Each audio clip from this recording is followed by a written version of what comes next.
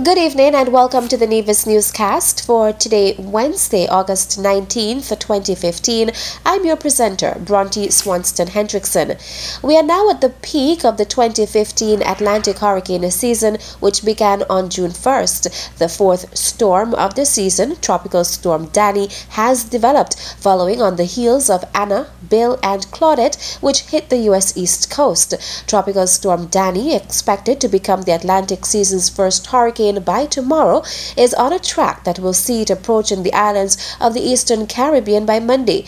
Premier of Nevis and Minister responsible for disaster management in the Nevis Island Administration, the Honorable Vance Amory, had this to say to residents about being prepared. So I've been advised that there is a tropical system, which is a wave which has moved off the coast of Africa, and we are here keeping our fingers crossed that that does not develop into a full-blown hurricane or any serious storm which would affect the region.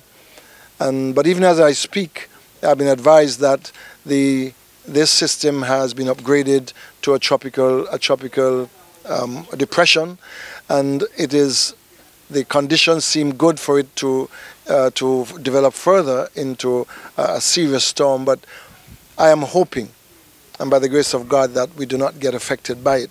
Premier Amory also noted that the region is recovering from the economic woes of the last 7 years and cannot welcome any storm that may do damage to its infrastructure, crops, or livestock. He also stated that residents should heed the warning issued by the Nevis Disaster Management Department and commended the department's staff for properly advising residents to take precautions in the event of a disaster. Here in Nevis, I would just like all of us, even as we pray that we are not affected, that we begin to take precautions. We have had at least 1 day's warning so far. We think it is imperative that we heed the warning, that there is a likelihood of this storm affecting the region, and begin to take precautions. At the same time, I want to commend our Nevis disaster management managers for the work they've done so far to begin to apprise our people and to warn our people about the way they must prepare for the storms which may and I hope do not which do not affect our country.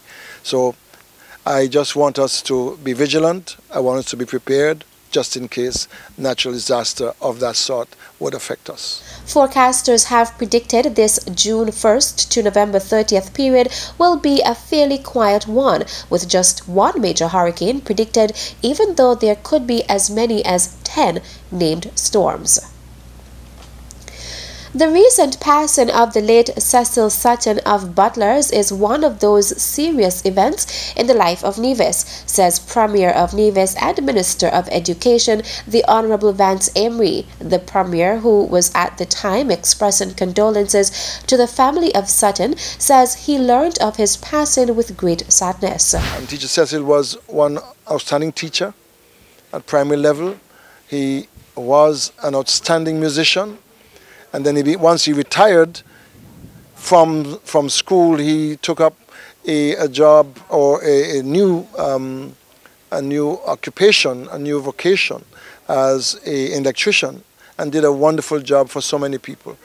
So I just want to express my condolence on behalf of the people of Nevis, on behalf of the government, and on my own behalf and on behalf of my family. Premier Amory used the opportunity to remind Nevisians of the need to value and appreciate persons who contribute to the island's development. We've lost one man who contributed to Nevis in so many ways, in a very sacrificial and selfless way. And I know that Teacher Cecil, I visited him a couple of times when he was unwell. We prayed for him when he was overseas after having taken ill. And when he returned, I would visit him, and although he could not talk, at least we would communicate. And I want to say how very saddened I am at his passing. And although we knew that he might have passed at any time, yet his passing has not been without its remorse and its shock. And so to the family, to his dear wife, who I know took a special care of him, during his illness, to his family, to Heidi Lynn, to the two sons, Lorenzo and the music man, as I call him.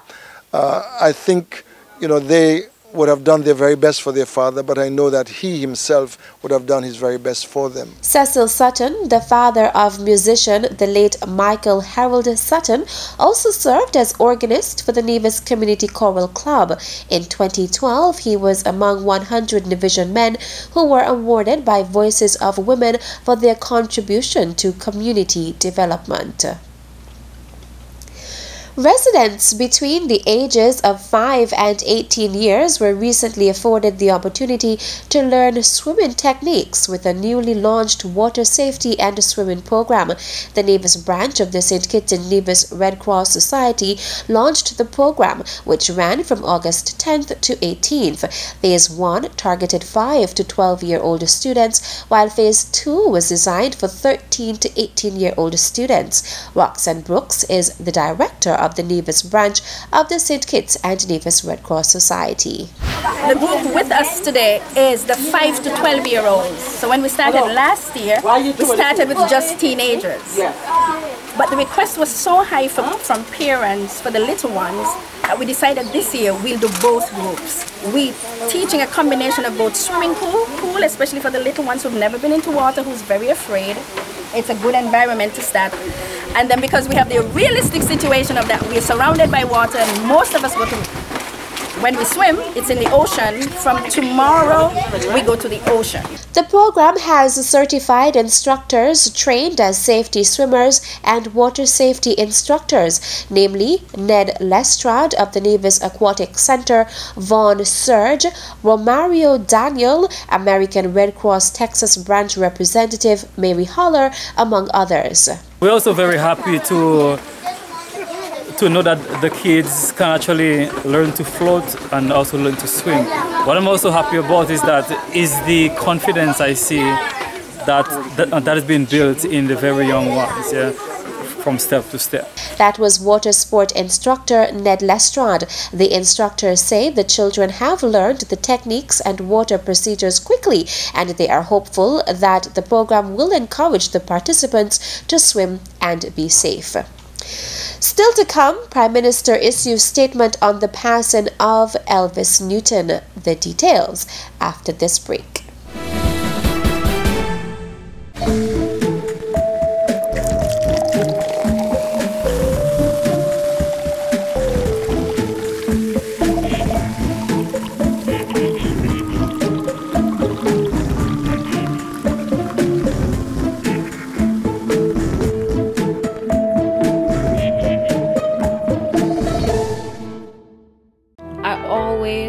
Think of her, but then I always think of him too.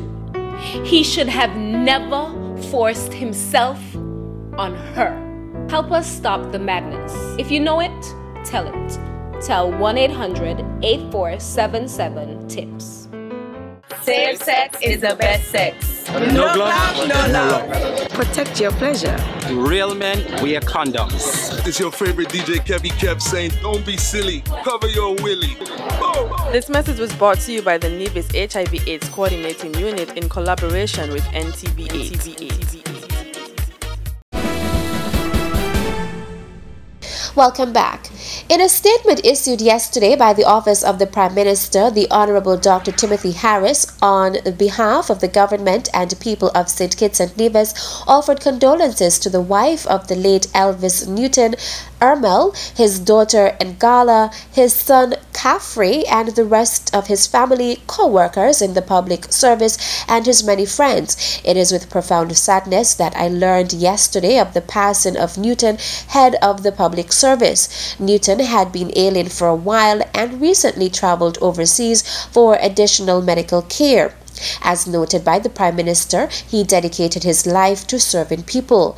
In the relatively short time that we were blessed to have him with us, he touched many lives as a community organizer, a teacher, mentor, and at the time of his death, this nation's top public servant. He was a dedicated husband, father, and diligent competent and professional in everything he undertook.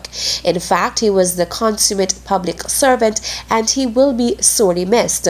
Prime Minister Harris asks that the nation join him in prayers for Newton's family during this difficult time.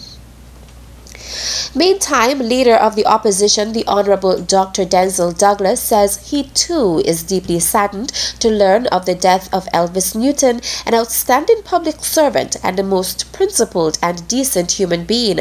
Douglas says his tenure as Prime Minister was significantly enhanced by the competence and professionalism of Newton, and the nation bore witness to the dedication with which he unstintedly brought these same gifts to the current government as well. Throughout his career, Newton was guided by a steadfast commitment to country, and we are all, as a people and a nation, left considerably poorer as a result of his death. Douglas says he shall forever cherish the memory of Newton's service to the country, and on behalf of SKNLP and on his own behalf, he extends heartfelt condolences to all who loved him. He asks that the nation remember Newton as a unique, reliable, hard-working and dedicated civil servant, for always putting his country above self. As head of his family household, dear husband to his dearest Ermel, and father to his youthful daughter and son, and a God-fearing human being with principles. Prime Minister Dr. the Honorable Timothy Harris is currently in the Republic of China, Taiwan, on a 5-day official visit that is expected to strengthen the mutually beneficial bilateral ties between the two countries. While there, Prime Minister Harris, who is leading a delegation, will meet with President Ma Ying-jeou, Minister of Foreign Affairs David Lin, and other senior officials, the Taiwan Ministry of Foreign Affairs informs. He is also scheduled to visit economic and cultural facilities such as Taipei 101, Chiang Kai-shek Memorial Hall, and the National Museum of Marine Science and Technology in Kulang, the same source reveals. The leader of the Federation's itinerary further includes a visit to the St. Kitts and Nevis mission in Taiwan. He will also meet with nationals currently studying in the Republic in order to update them on current matters in the Federation and hear of their achievements while undertaking their academic pursuits. That's it for tonight's edition of the Nevis Newscast. Thank you for viewing. Good night.